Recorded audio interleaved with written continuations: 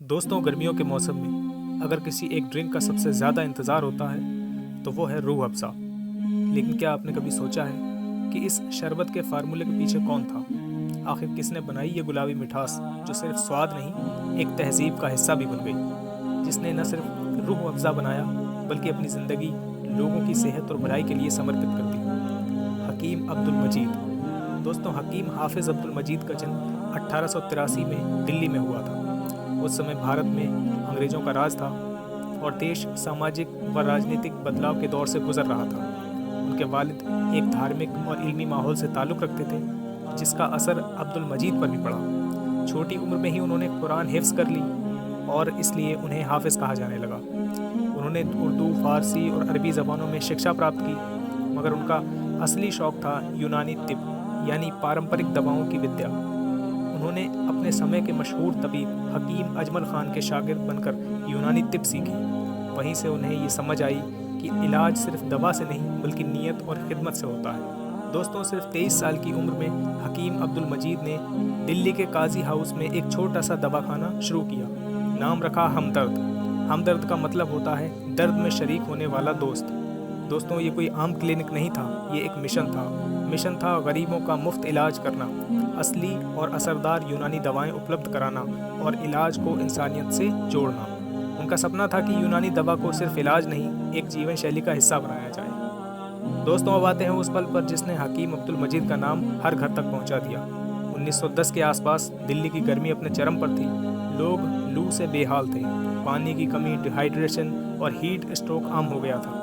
तब हकीम साहब ने सोचा, क्यों ना ऐसी कोई चीज़ बनाई जाए जो शरीर को ठंडक दे, सेहतमंद हो और स्वादिष्ट भी। उन्होंने यूनानी दवाओं की किताबें, जड़ी बूटियाँ और तजुर्बा मिलाकर एक नया शरबत तैयार किया और तब जन्म हुआ रूह अफ़ज़ा का। इसका नाम भी उन्होंने खुद रखा, रूह अफ़ज़ा, यानी रूह को ताजगी देने वाली। इसमें गुलाब, नाशपाती, बेल, पलाश के फूल, खरबूजा, तरबूज, पुदीना, नींबू जैसी ताज़ा और असरदार चीज़ें थीं। सब कुछ प्राकृतिक, सब कुछ सेहतमंद। लोग कहते हैं पहला घूंट ही जान में जान ला देता है। दोस्तों, हकीम अब्दुल मजीद सिर्फ एक व्यापारी नहीं थे, वो एक खिदमत गुजार थे। उन्होंने हमदर्द को कभी पैसा कमाने का जरिया नहीं बनाया। वो कहते थे, अगर दवा महंगी हो तो गरीब मरेगा और अगर गरीब मरेगा तो दवा बेकार है। इसी सोच के चलते उन्होंने मुफ्त क्लिनिक, खैराती कैंप और इल्म का फ़रोग शुरू किया। उनका ज़्यादा वक्त दवाखाने में गरीबों के इलाज में ही गुजरता था। दोस्तों, दुर्भाग्यवश 1922 में सिर्फ 39 साल की उम्र में हकीम अब्दुल मजीद इस दुनिया से रुखसत हो गए। उनकी मौत के बाद उनकी पत्नी राबिया बेगम ने एक मिसाल कायम की।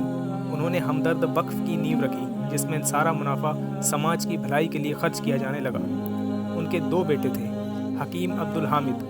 उन्होंने भारत में हमदर्द को आगे बढ़ाया, जामिया हमदर्द, हमदर्द यूनानी कॉलेज और कई संस्थान खोले।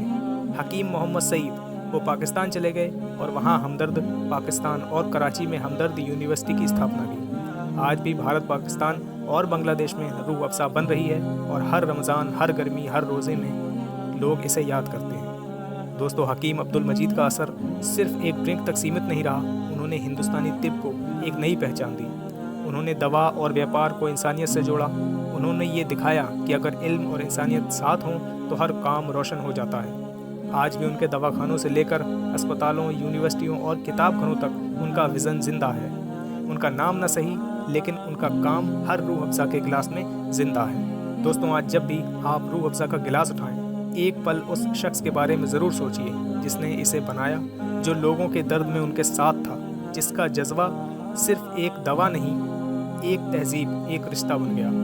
हकीम अब्दुल मजीद, एक नाम, एक मिशन, एक विरासत। वीडियो आपको कैसी लगी कमेंट बॉक्स में ज़रूर बताइए और मिलते हैं अगली वीडियो में।